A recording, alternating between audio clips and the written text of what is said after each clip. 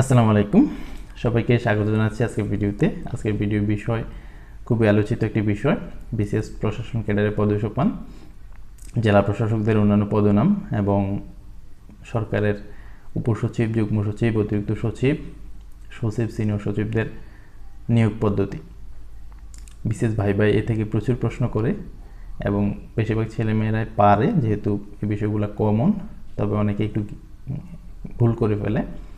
তো যাই হোক, আমরা আলোচনা যাই। বিসিএস প্রশাসন ক্যাডারের কর্মকর্তারা সহকারী কমিশনার হিসাবে শুরুতে নিয়োগপ্রাপ্ত হয়। সহকারী কমিশনার ও নির্বাহী ম্যাজিস্ট্রেট হিসাবে বিভাগীয় কমিশনারের কার্যালয়ে জয়েন করে। এরপরে সেখানে কয়েকদিন রাখার পরে ডিসি অফিসে সহকারী কমিশনার ও নির্বাহী ম্যাজিস্ট্রেট হিসাবে ন্যস্ত করা হয়। তো তাদের শুরুর পদবি হলো সহকারী কমিশনার। এরপরে সহকারী কমিশনার ভূমি হিসাবে 9 গ্রেডেই তারা পদায়িত হয়। সেটা পদোন্নতি না, জাস্ট এটা একটা মানে পোস্টিং। এরপরে যখন একটা পদোন্নতি পায়, 6ষ্ঠ গ্রেডে যায়, তখন হচ্ছে সিনিয়র সহকারী কমিশনার বা সিনিয়র সহকারী সচিব হিসাবে পদোন্নতি পায়। তখন তাদের পোস্টিং হয়, যদি মাঠ প্রশাসনে কাজ করে সেক্ষেত্রে ইউনো অফিসে ইউনো হিসাবে যায়, আর ডিসি অফিসে যদি থাকে তাহলে অতিরিক্ত জেলা প্রশাসক হিসেবে দায়িত্বপ্রাপ্ত হয়, এবং যদি মন্ত্রণালয় বা বিভিন্ন দপ্তরে থাকে তখন হয় সিনিয়র সহকারী সচিব। এই সিনিয়র সহকারী সচিব বা ইউনো অথবা জেলা প্রশাসকের কার্যালয়ে যারা থাকে, সিনিয়র সহকারী কমিশনার, তাদের চাকরিকাল 10 বছর হলে এবং অন্যান্য শর্ত পূরণ হলে তারা উপসচিব পদে পদোন্নতি পায়।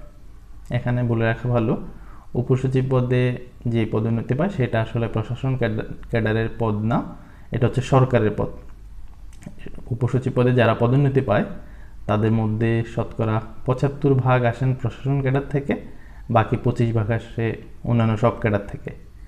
এখানে ক্যাডারগুলোর টোটাল জনবল এবং অন্যান্য পারিপার্শ্বিক বিষয় বিবেচনা করে একটা রেশিও করা হয়, সে অনুযায়ী বিভিন্ন ক্যাডার থেকে আসে, আর 75% প্রশাসন ক্যাডারের থাকে।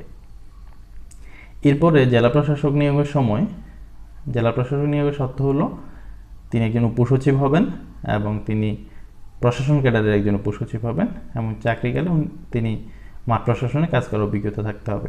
এই হলো প্রশাসন ক্যাডারের লোকদের থেকে জেলা প্রশাসক নিয়োগের পদ্ধতি, এবং সেখানে একটা পিক লিস্ট করে সেখান থেকে জেলা প্রশাসক নিয়োগ দেওয়া হয়।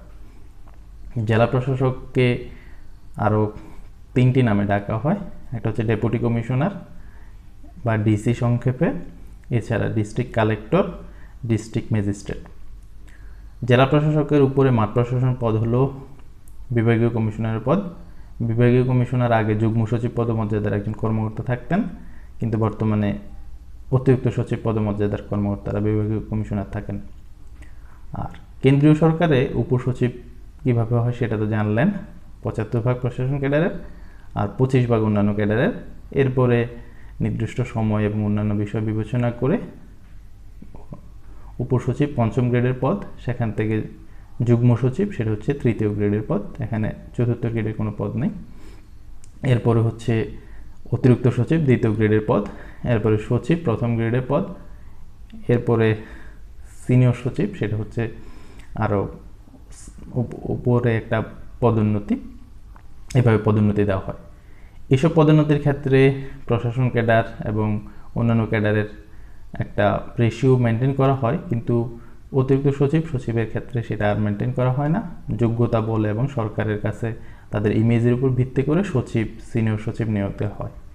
প্রশাসন ক্যাডার ছাড়াও অন্যান্য ক্যাডার থেকে বেশ কয়েকজন সচিব এখনও কর্মরত আছেন, এবং যে কেউ যদি যোগ্যতা থাকে তিনি সচিব হতে পারেন। প্রধানমন্ত্রী কার্যালয়ে যিনি সচিব থাকেন তাকে মুখ্য সচিব বলা হয় বা প্রিন্সিপাল সেক্রেটারি, আর ক্যাবিনেট ডিভিশনে যিনি সচিব হিসেবে দায়িত্ব পালন করেন তাকে বলা হয় ক্যাবিনেট সেক্রেটারি বা মন্ত্রিপরিষদ সচিব। মন্ত্রিপরিষদ সচিবকে 1 নম্বর সচিব বলা হয়, তিনি দেশের 1 নম্বর আমলা, বা তাকে সচিবদের সচিবও বলা হয়। এই হলো আমার আজকের আলোচ্য বিষয়, মানে খুবই সংক্ষেপে বলেছি। তো আশা করি আপনাদের ভালো লাগবে। আমার চ্যানেলে যারা নতুন, চ্যানেলটি সাবস্ক্রাইব করে নোটিফিকেশন অন করে রাখবেন, আমার চ্যানেলের অন্যান্য ভিডিওগুলো দেখবেন। ধন্যবাদ সবাইকে। আসসালামু আলাইকুম।